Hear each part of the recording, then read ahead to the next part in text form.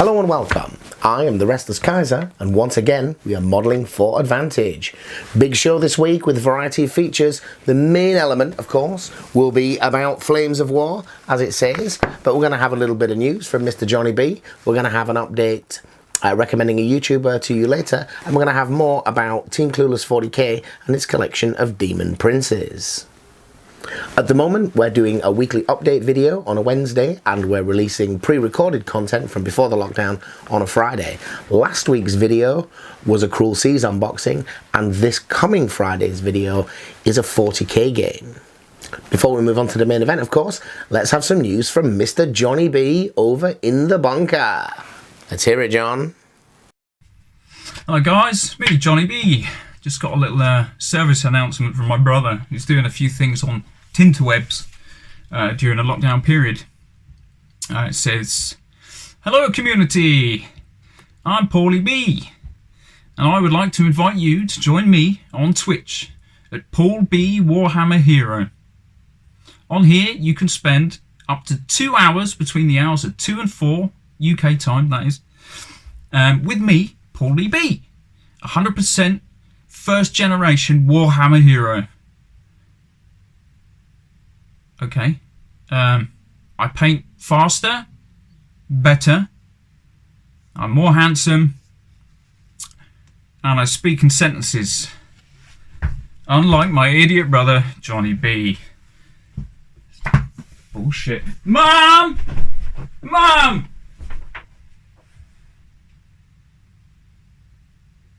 So Flames of War then. Flames of War is a real development area for the channel because none of us had played it before. There's been a lot of work to do. We've played some tanks and we've slowly developed into it. Hopefully you've seen several of our El Alamein sort of 1942 desert games, and if not, there'll be a link up there to the latest one. But from that, we're trying to look at new theatres to try and mix up the gameplay a little bit.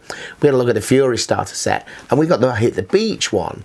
You'll see that in a couple of weeks' time, but we went down a very different tack with the Hit the Beach. Rather than going for that Normandy thing, we started to have a look at the Battle of the Bulge. So we've got the same models. So we've got US paratroopers painted up for Bastogne, and we've got the Germans painted up in the winter equipment. So mine, if you have a look at here, the US Paras, there'll be some stills of these. The US Paras are basically painted in that green as you would expect, and the only real difference with these guys is obviously the snow bases, and that their hands have been painted green so because they're wearing gloves. The Germans painted much more in snow, although some of them do have some field grey items on their uniform or helmets just to try and mix it up a little bit.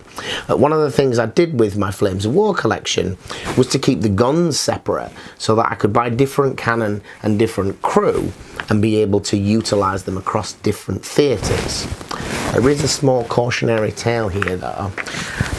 The placement, particularly of some of the smaller guns, is quite difficult if you try and mount 3, 4 or even 5 guys on the base.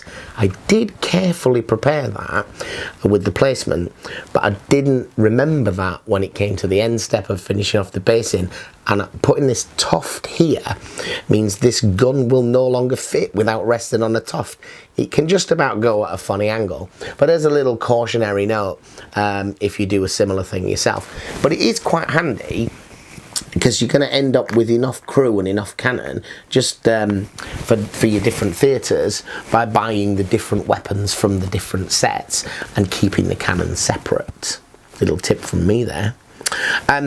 So that's for Bastogne, but James has been looking at something quite different but also winter themed. Mr. James Workshop, the original. Moving on to Flames of War. Let's hear it, James. Hello, this is James Workshop for Modelling for Advantage. This week we have Flames of War as our topic of choice. I've only just started playing Flames of War recently. I actually moved over, I started playing tanks, and it was a natural progression from there. I've had to select an army, and while I was selecting the army, I had to be sure to select an army that I could believe in, that we could believe in, that the collective could believe in, that we, as a collective, as Modelling for Advantage, could believe in and hope for and trust in that it... So Sorry, not really sure what happened there. So this is a 51-point force based on the Enemy at the Gates book. On the bottom left here we have a SMG Hero Company. On the top left over here we have the 75mm Artillery Company, a pair of those. Then on the top right we have some T-3476s set up in the early configuration, and then on the bottom right there we have 4 T-60 tanks. There are actually 5 T-60s in this force, the last of which I haven't built yet. I might do a little video on that. And the models are from Zvezda. They do seem a little bit smaller than the others, but you know, I'll discuss that elsewhere. Let's have a look at a few specific models from the force. So the T-34s, as I mentioned, were previously used for tanks. I have 7 of them in the force. That's 2 units and 1 HQ. I also have the artillery batteries. I'm actually kind of proud of how these turned out. I spent quite a lot of time on the basing for these, and I went really very old school for them. I'm normally used to doing a more modern, use a bunch of technical paints from Games Workshop style, and I decided to go a little more classic on these.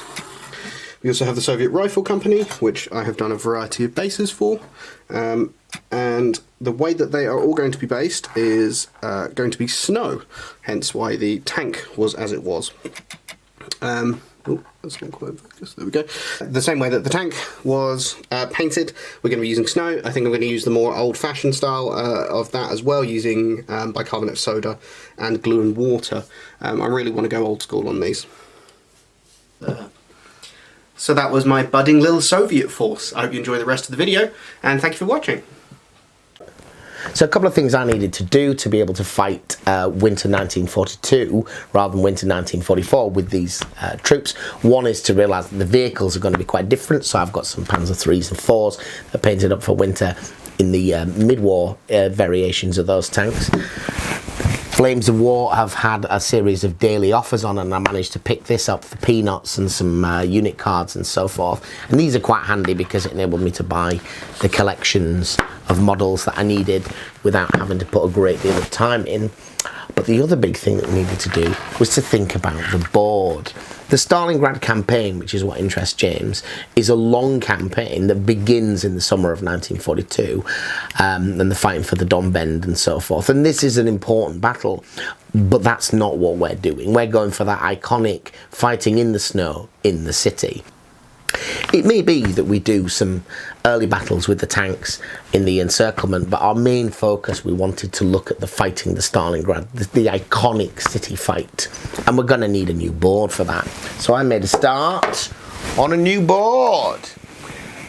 So this is TT Combat stuff, although it's not the only stuff that I'm using.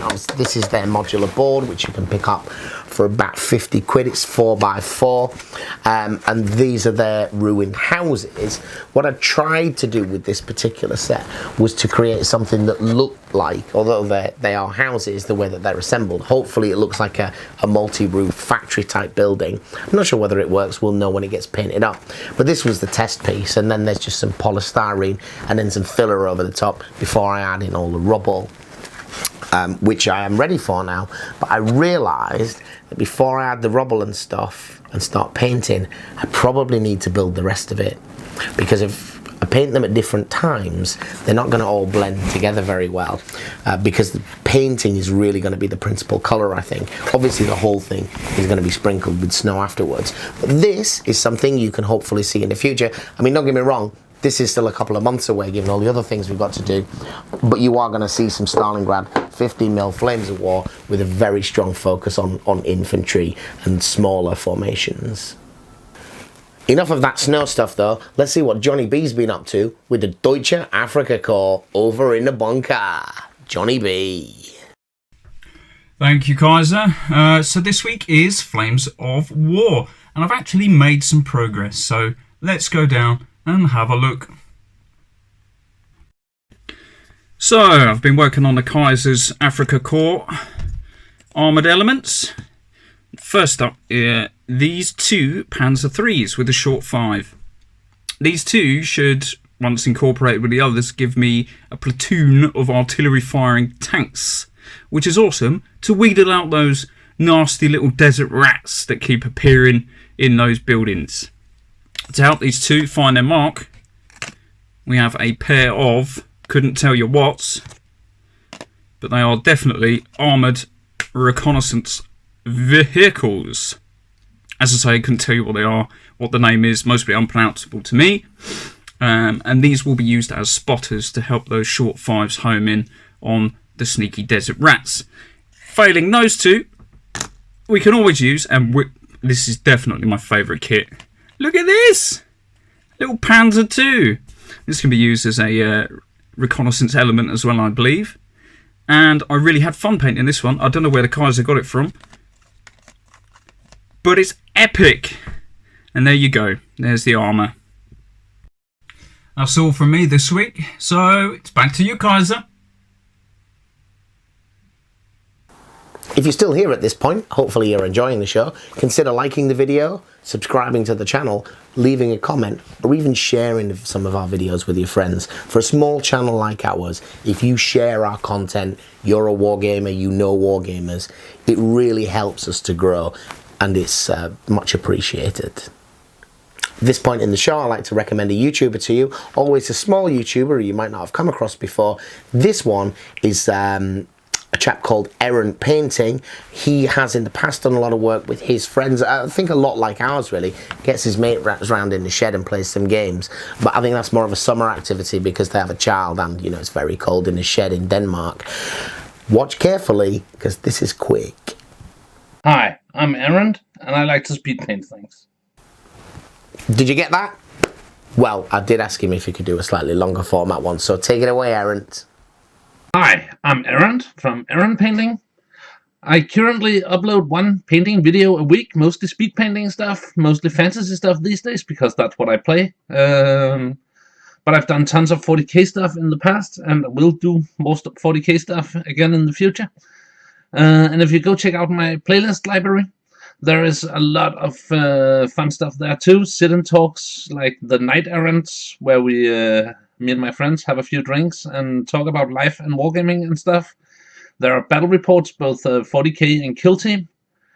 I've also done channel updates in the past where I talked about the going-ons. And yeah, generally there are tons of videos in my library for you to check out. So come on over and have a look-see. And a huge thanks to Modeling for Advantage for having me on.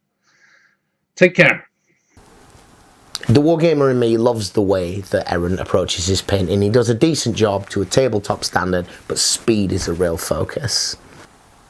Final segment for today then, Team Clueless 40k, here's Michael with more of his Demon Princes. So I went on from that, and because I mentioned you get loads of parts in that kit, I decided that I would utilise some of the spares. So you can see on this model I've utilised the spare front torso. This is where I first got into really converting up Demon Princes. So I've got the spare front torso, the two arms and the Space Marine like shoulder pads I've used on this model. But then you kind of like run out of parts. So there are no spare legs, there's no spare back. So I used the two mutated Space Marine backpack parts that came with it, and I pointed them upwards.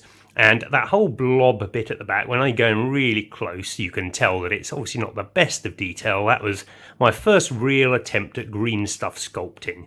I basically took a big blob of green stuff and moulded it into the parts that I still had and had glued together. And then you can see at the bottom here, I've found a spare horn from something. I've stuck that on as a tail. And then the legs were from an old metal Minotaur, really old, from the early 90s.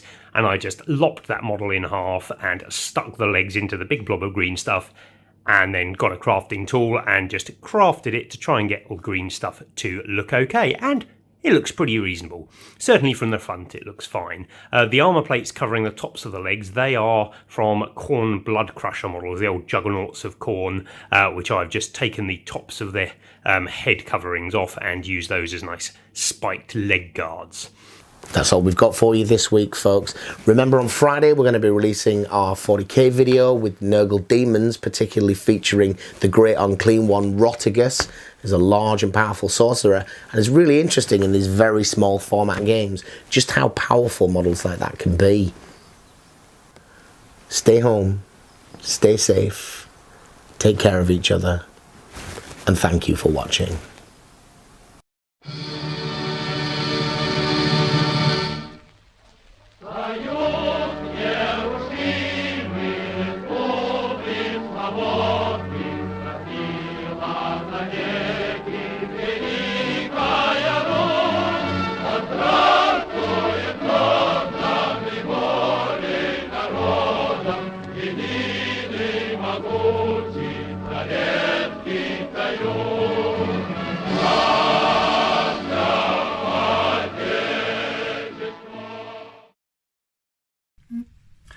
Hello guys, it's me, Jonny B. Just got a little... Oh, you prick. Hello guys, me, Jonny B. Hope you guys... Oh, you prick.